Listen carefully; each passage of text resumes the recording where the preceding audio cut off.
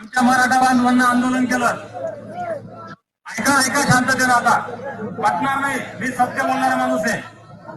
4 आयोगानं नाकारलं, हायकोर्टानं नाकारलं, सुप्रीम कोर्टानं नाकारलं, महाराष्ट्रातल्या सगळ्या ओबीसीने विरोध केला, तरी बी GR निघून. कशामुळं? अरे एक म्हणून जरांगे पाटील बसला आणि करोडो लोकांनी त्याचं ऐकलं.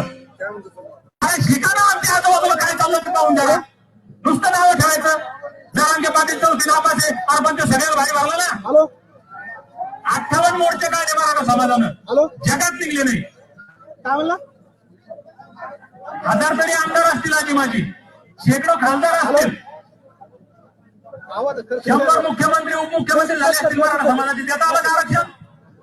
चौथी नापास आपण दिलं बापू, चौथी नापास माणसानं दिलं ना आरक्षण. मग आम्ही त्याला नाव ठेवण्या अगोदर आम्ही काही त्याच्यापासून शिकणार आहे का नाही? अरे समाज मुंबईला मी ज्या लोकांना ओळखतो, करोडपती लोक नंतर भाऊ फुटपाथवर झोपले हो, रस्त्यावर हातात घेऊन वडापाव खाल्ला त्या लोकांना. फॉर्च्युनर गाडीमध्ये फिरणारे लोक,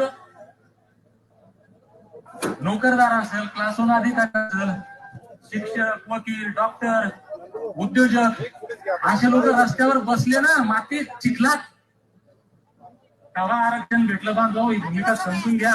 आता तुम्ही म्हणता एका जरांगे पाटलाची तुलना करायला लागला की नाही बाबा, जरांगे पाटील लय मोठे माणसं आहे, मी छोटा माणूस आहे.